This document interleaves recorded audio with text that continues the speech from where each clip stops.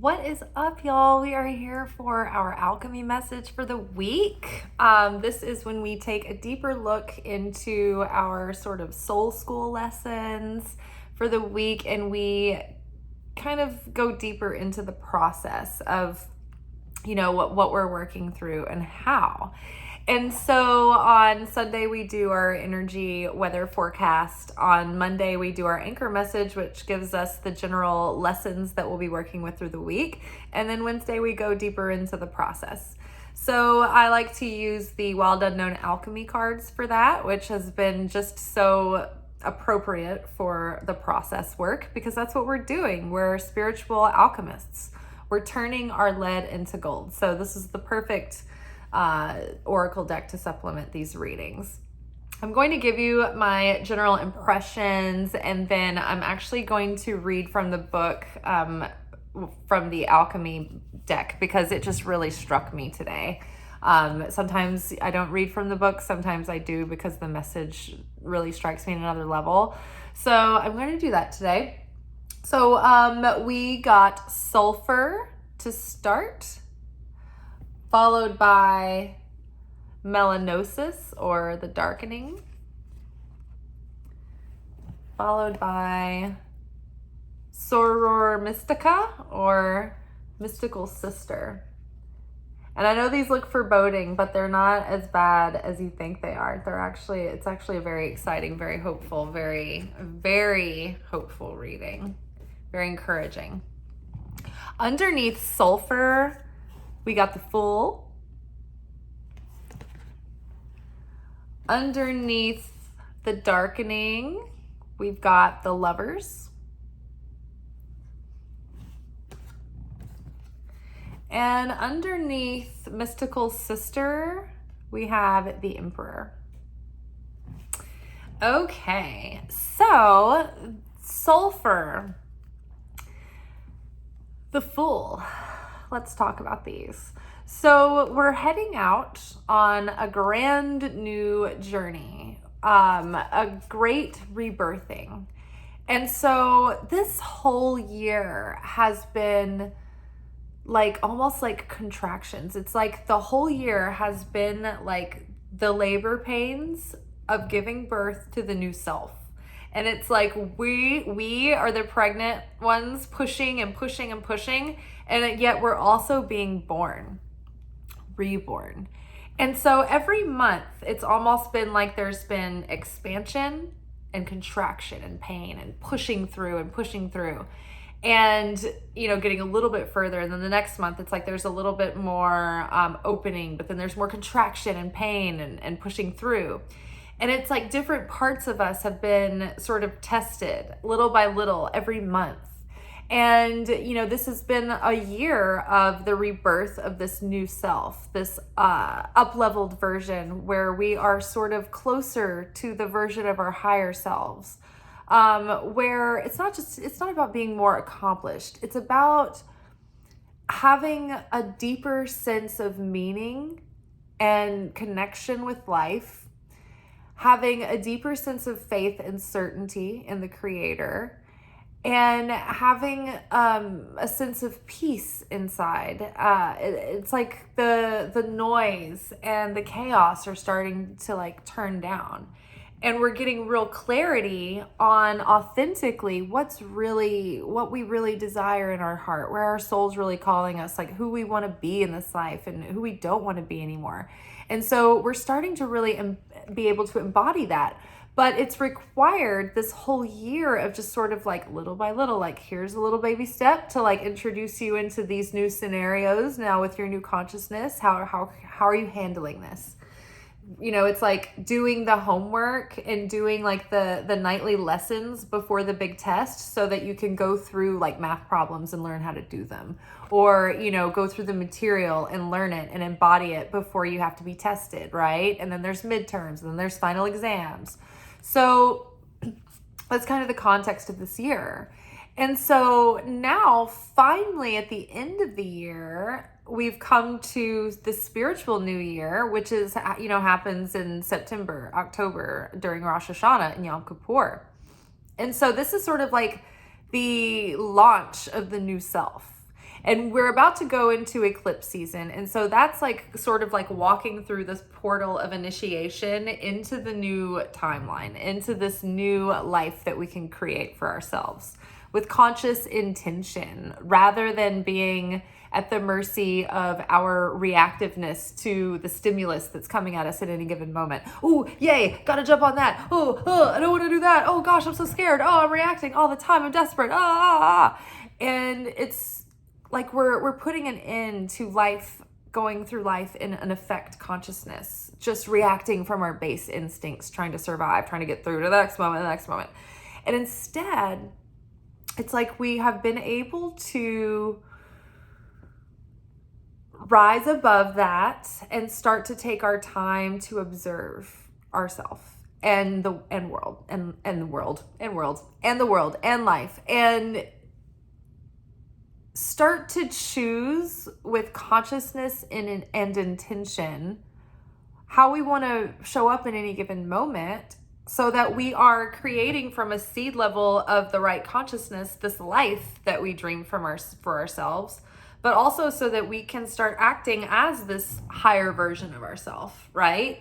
There's a version of you in another parallel universe that has it like the same day that you're having, but like the easiest version of that day.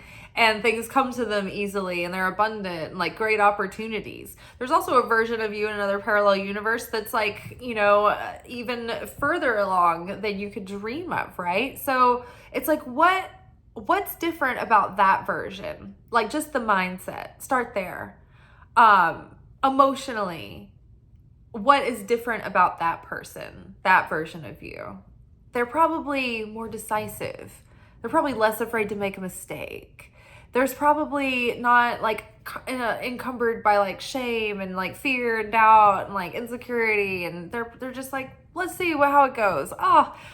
When challenge comes along, they're like, I'm sure it's gonna work out. Like, what would it be like to be that version of self? So we're starting to get little tastes of,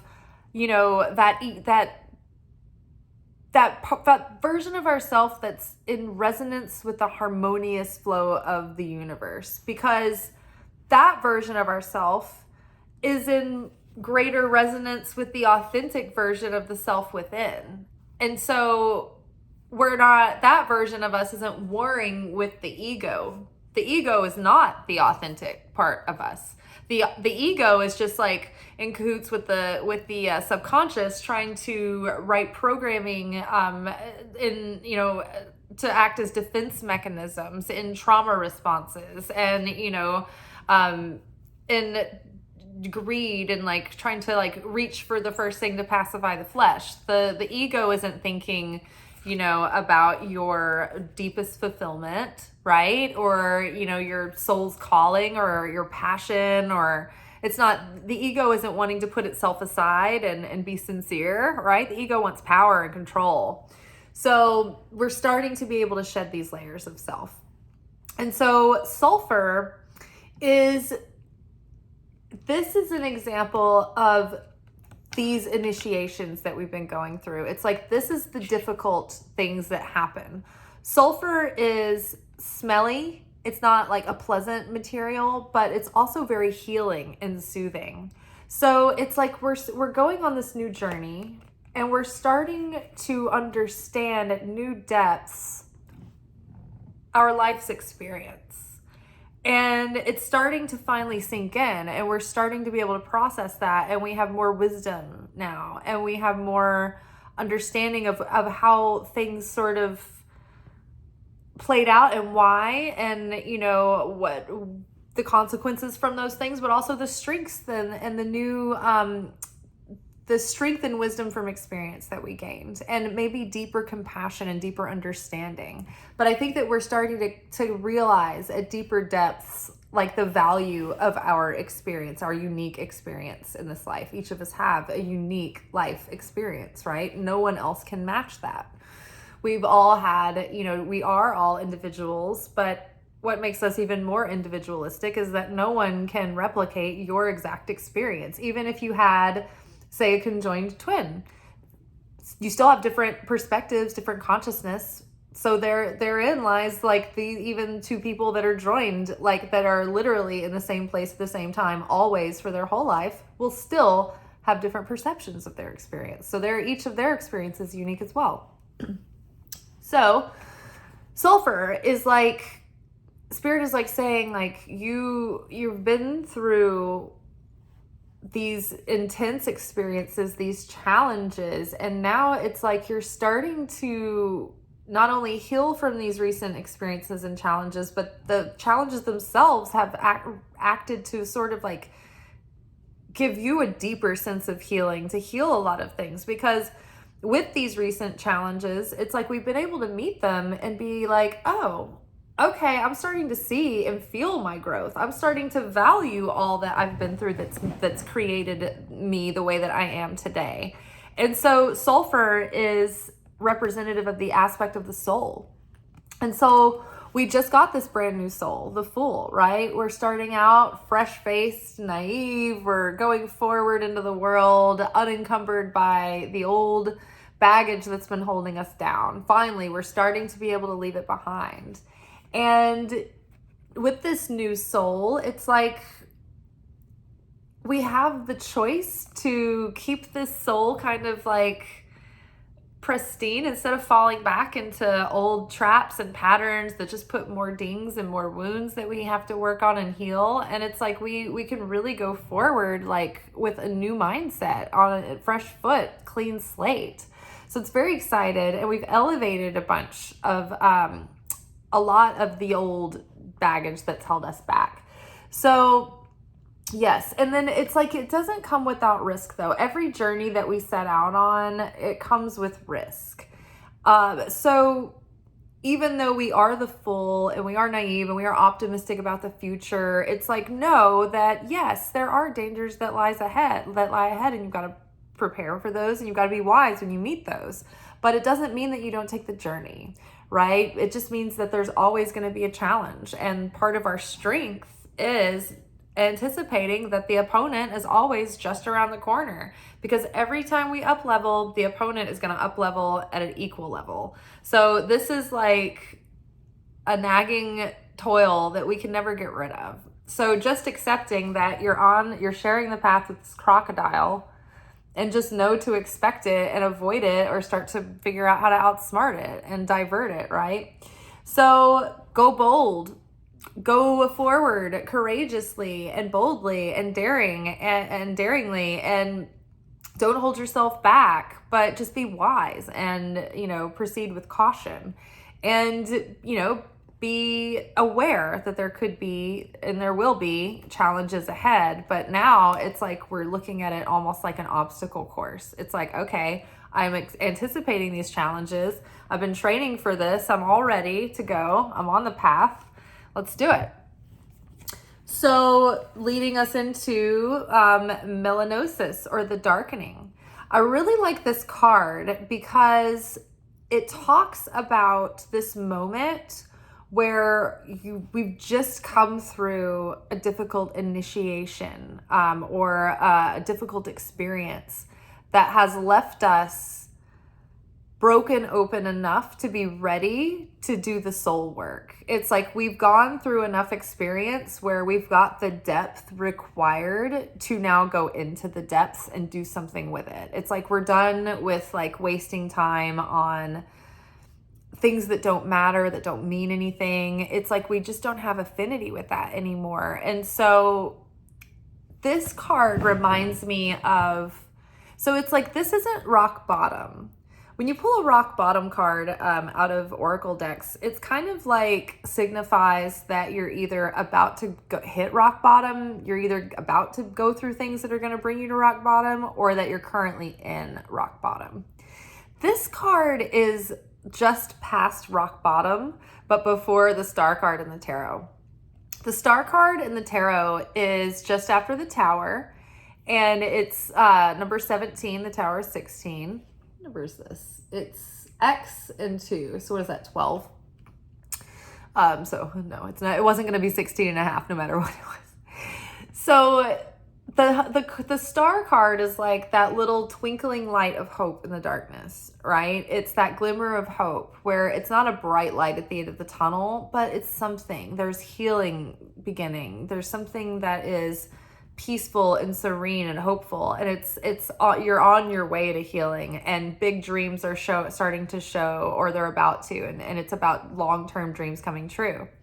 I think this card is the card that is wedged between the two of those. It's between rock bottom and well on the way to healing.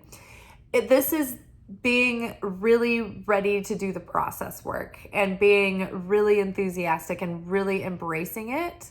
And having already done so much of this, I think that we've offloaded so much of the heaviness and the density already that we see the value in doing this deep inner work. And so now it's like, oh, I can do this with like joy and gladness. It's actually something that I'm enthusiastic and I can lend myself to completely and fully. And now I can embrace it as just part of the journey, and then make decisions because we have the Lovers here.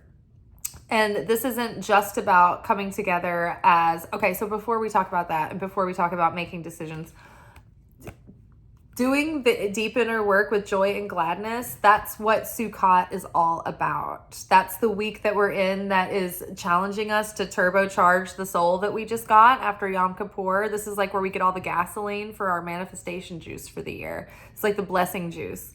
Turbocharge, Super Mario juice, whatever you want to call it, maximum strength. Mountain Dew, Ocean Blast, whatever, Berry Mountain Storm.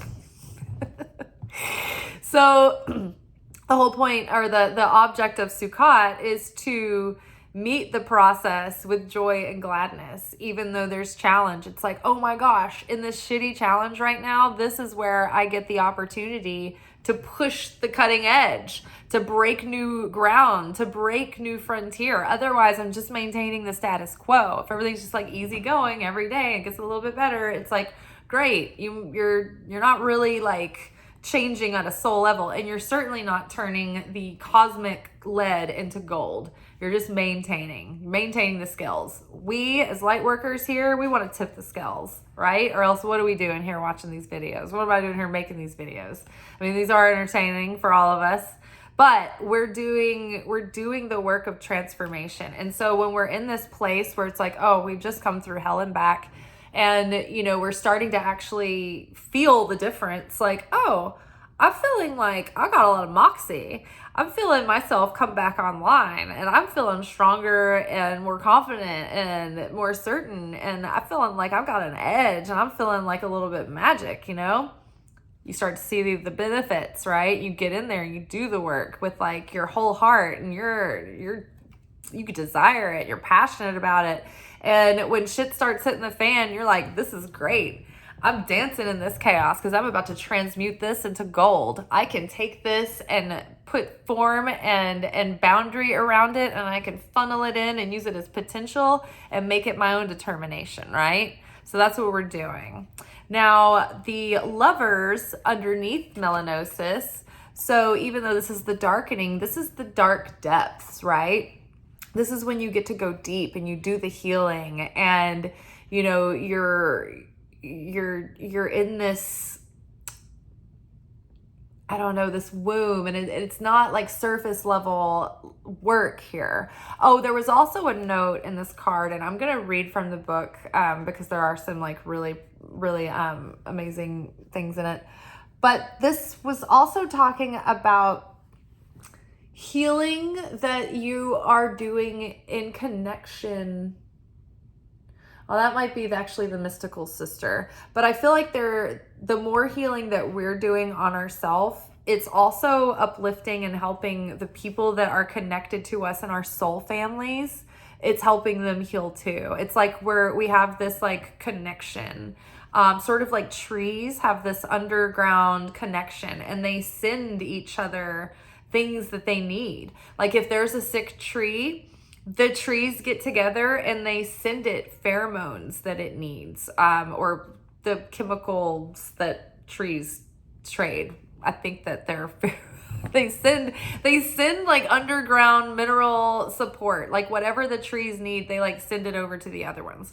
So that's like us as a soul family. It's like when, you know, you're elevating parts of your soul, it's like it's affecting positively. It's like spreading out. It's contagious. It's going viral in a positive way. And it's helping your other people in your soul family heal, because you all have this like sort of connected consciousness, particularly the people that you feel are like deep soulmate friends, deep soulmate lovers, deep soulmate it's complicated, like whatever you got going on out there, parents, like, you know, siblings, whatever. As you heal, it helps those people heal too.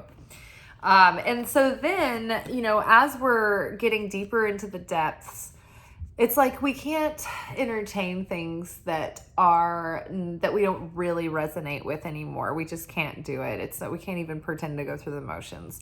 So the Lover's card is about making big life choices, like hitting a Y in the road and having to go either this way or that.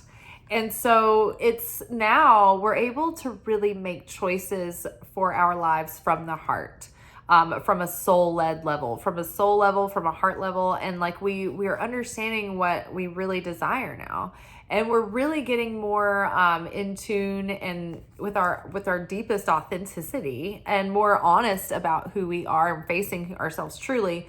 And so now we're able to, more clearly identify our choices.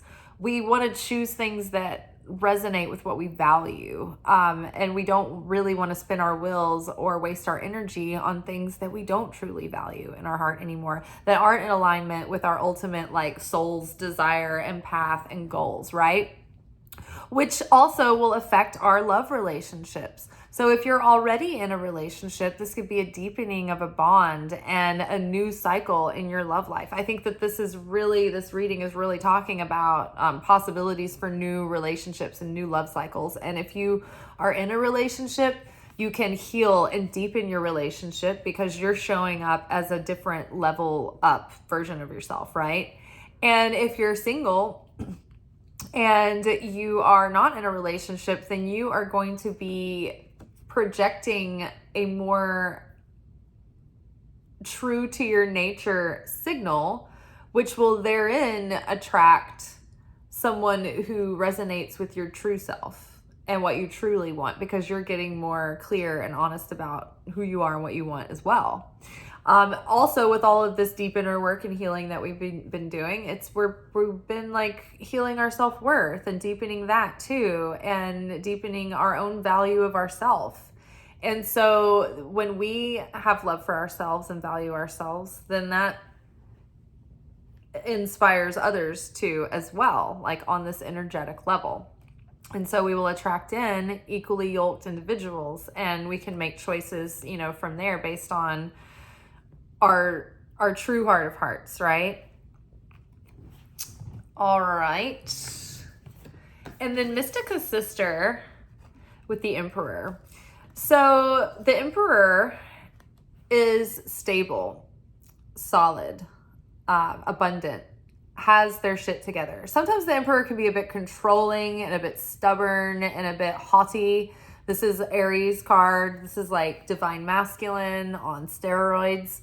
But I really feel that in this reading, the overall mood and tone is of growth and finding a new level of, it's like we're not stable because we're still in the growth. We're in a growth edge, but we are more stable. And we have more sound infrastructure within ourselves that we can build on from here. And so the Emperor has multiple kingdoms that he governs, and does it well and successfully, and holds authority and commands authority and respect. And so I feel like we are getting to a point where we are becoming more of we're becoming sovereign over our lives. We're learning how to use our consciousness by being present and using free will by being present. And we're becoming the spiritual leader for ourselves that we've always needed and wanted. But then it's like, as a result, we're kind of becoming that leader to others as well, even if it's in a very subtle kind of fashion. And that's probably the best way to do it. Nobody wants someone on a soapbox being like, I'm your spiritual leader, follow me. Unless you're me, then you can. No, I'm kidding. So Mystica's Sister is about having that sort of soul bond with a person on a deep level and an understanding and being able to heal, right?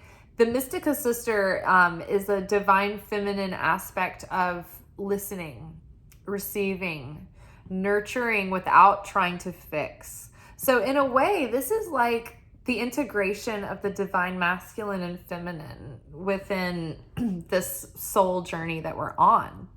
It's like we can listen and have compassion to others and to ourselves, listen to spirit, follow that spiritual guidance, not be in a rush to force something or fix something or make something happen, but get ourselves in a divine position to receive.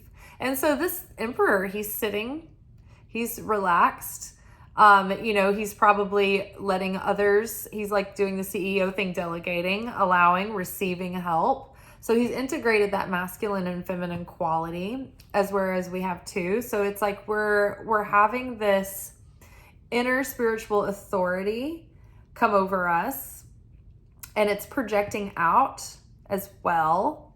And we're starting to learn how to create from a state of cause consciousness, where instead of being in reactive mode all the time, in effect mode, we're solid. We choose our vibration, our mood, our mindset, and we're well practiced and better self-mastered at maintaining that without getting thrown off so easily, right? Thrown off our game. So the Mystica Sister is a great listener. She's understanding.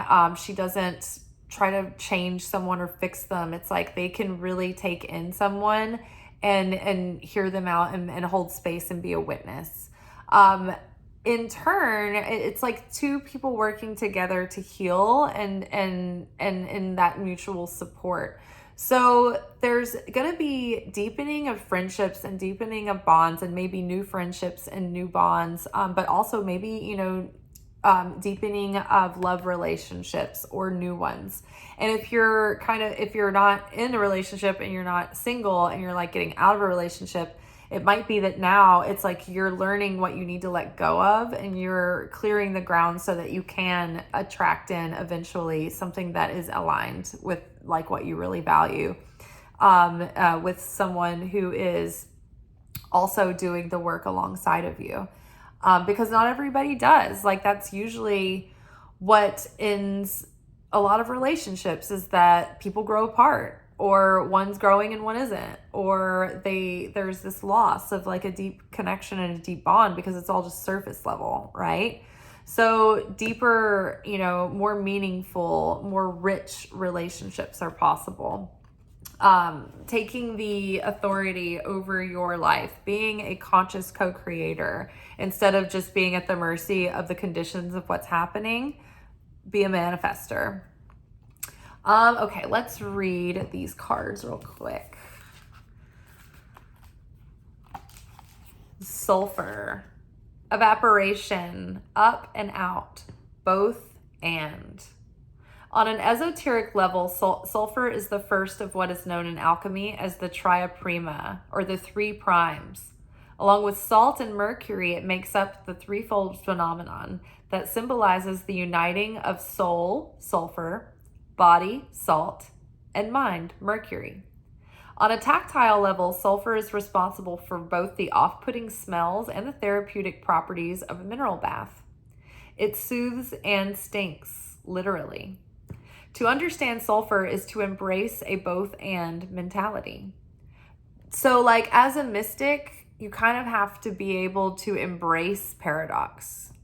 For instance, for example, you have to be able to hold joy and sorrow at the same time, because that's what life is offering us at any given time. So happiness is fleeting, right? But if you want deep, abiding joy, you have to be able to find it even in the midst of sorrow.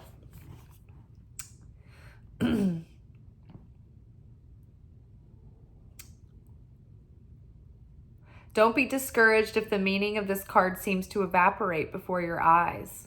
For now, keep in mind what is gross contains beauty, and what is beautiful contains its own demise, right? So when we get too clingy on the bright sparkliness of something, of the beauty of something, it's like that part is fleeting anyway. But what is difficult and what is unpleasant can create depth that lives on. It can create transformation. But, you know, I think clinging to things always being nice and ideal, it brings stagnation. It doesn't force you to evolve. Sulfur's job is to push the geyser up and out, dissipating the pressure. Don't be surprised if what appears to suck or stink soon becomes a great gift. To go deeper, visit or look up the Sulfur Cauldron in Yellowstone National Park. If the Sulfur card appears with any of the other from the Tria Prima, it's a sure sign that the link between them is underway. I think that's true for us anyway. I think that we're really aligning mind, heart, body, and soul right now.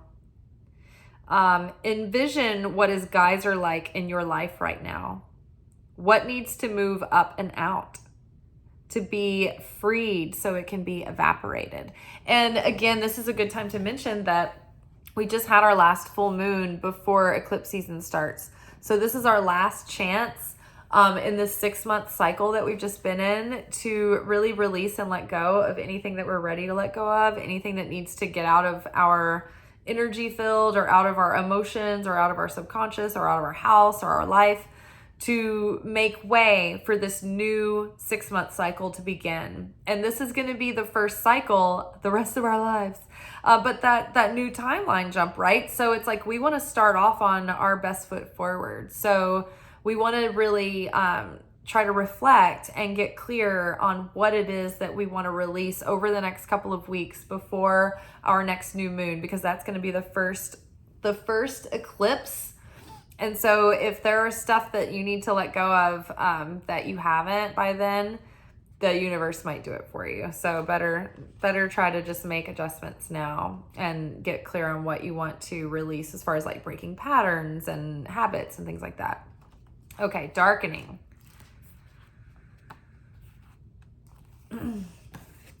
Depth, readiness, churning.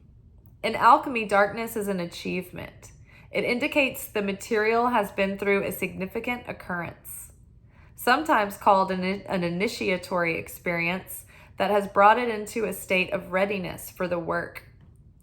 The darkness prepares us. We've moved beyond the small talk and chit-chat of the upper world and descended into the psychic layers of the soul. We admit who we are fully and bravely, and thus open ourselves to the process of transformation. When this card appears, it's not necessary to delve into what brought you here. The initiation, likely by fire, that has caused the embers to char. Rather, it's time to heal, and the darkness is the remedy. Closing your eyes is a voluntary expression of darkening. By practicing it daily, we drop into the depths and surrender. As the alchemist's eye adjusts, transformation begins. This card is linked to the mortifactio and to Pluto. If these cards appear together, it's a sure sign that things are running bleak. Time to lighten up in the mood. No, not for us. We are lightening up. Draw with the charcoal or India ink. Let the depth of the pigment move you and follow its lead. The only requirement is that you allow the material to express itself. Interesting. Now Mystica sister. Soror Mystica, or mystical sister. Sacred ally, anima, outreach. Just when you thought you could traverse the alchemical path by yourself, Soror Mystica appears. This card indicates a dear friend or sacred ally holds you in their heart at this very moment. So again, like this, the remote soul healing and the Lovers card, it's like maybe your soulmate is close by, or maybe they're right next to you, but your healing is helping heal the soulmate as well. Don't even get me started on twin flame journey, y'all. Twin flame. 5D. Okay, let's see. Between you exists an alchemical pact based on the ingredients of respect, honesty, and unconditional love. I'm going to go back a little further. This card indicates a dear friend or sacred ally holds you in their heart at this very moment. With their support, you are able to do what you cannot do yourself. Between you exists an alchemical pact based on the ingredients of respect, honesty, and unconditional love. I like that. With their support, you are able to do what you cannot do yourself. So either they're actively supporting you or they are inspiring you in some way to do the work. Between you exists an alchemical pact based on the ingredients of respect, honesty, and unconditional love. It's as if you've known each other for many lifetimes. You may have shared an experience from which you are always bonded. This archetype may come in any gender, age, or form. One distinct characteristic of Soror Mystica is that they practice the art of witnessing and listening. They have no need to judge, fix, or give advice. Presence is enough when this card appears. Tend to the flame of friendship. Be a mystical sister to another. An expression of divine feminine principle, Soror Mystica is beyond bloodline and timelines. It may be someone who is no longer living. Trust your first instinct. Soror Mystica is the remedy for the isolation of our time. No matter how long it's been, reconnect with an old friend today. Someone who comes to mind without effort. All right, you guys, I'm wrapping it up. 37 minutes is less than 45. Getting shorter and shorter. All right, y'all, take care. Ciao.